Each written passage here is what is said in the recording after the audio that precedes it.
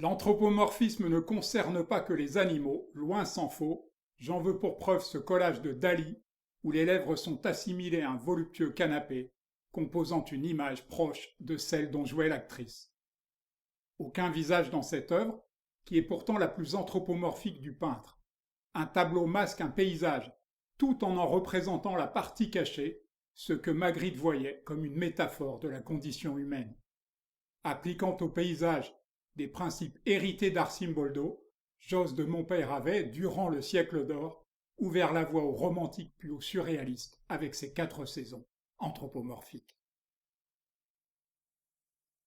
Dans le même esprit ou presque, des peintres venus du sud des Pays-Bas, dont il est important de préciser qu'ils étaient catholiques, ont cherché fortune à Haarlem avec des paysages anthropomorphiques, tantôt hommes, tantôt femmes, de facture un peu trop molle. Il faut croire qu'ils y ont été accueillis beaucoup moins bien que les Flamands un peu plus tard, car leurs noms ne sont pas parvenus jusqu'à nous. Sa première série, où l'automne, l'hiver, le printemps et l'été sont symbolisés par des fruits et des végétaux de saison, valut à Giuseppe Arcimboldo un immense succès, au point qu'il l'érigea en système.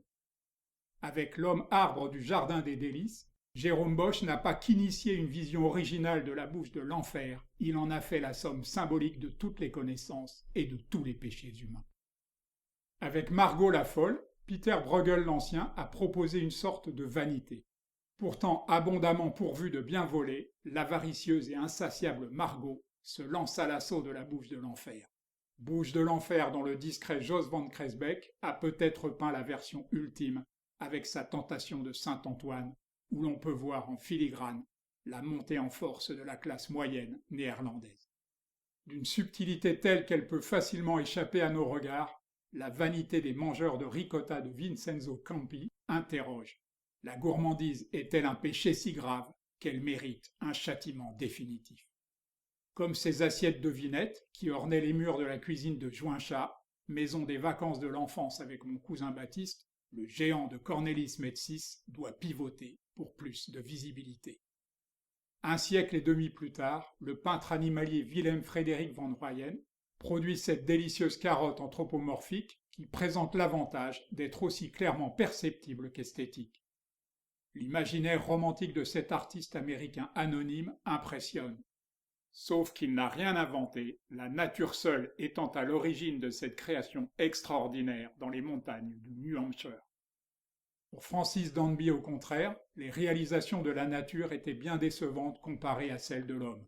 Il produisit cette Norvège sauvage et sublimée plusieurs années après son départ du pays. Tout est vanité, prévenait l'illustrateur Alan Gilbert, en transposant allègrement les recherches des peintres du siècle d'or néerlandais dans un memento mori créé pendant ses études artistiques. Réfugié en Suisse après la désastreuse affaire de la colonne Vendôme, Gustave Courbet peignit cette caverne des géants de Saillon, mais encore une fois, son œuvre fait pâle figure comparée à celle de la nature. Edgar Degas, quant à lui, préféra inventer ce paysage tout à fait unique dans son œuvre. S'il est de date inconnue, il faut se rappeler que le peintre privilégia le pastel vers 1890, quand sa vue commença à décliner. Mais l'artiste le plus fasciné par l'anthropomorphisme après Arcimboldo reste Salvador Dali.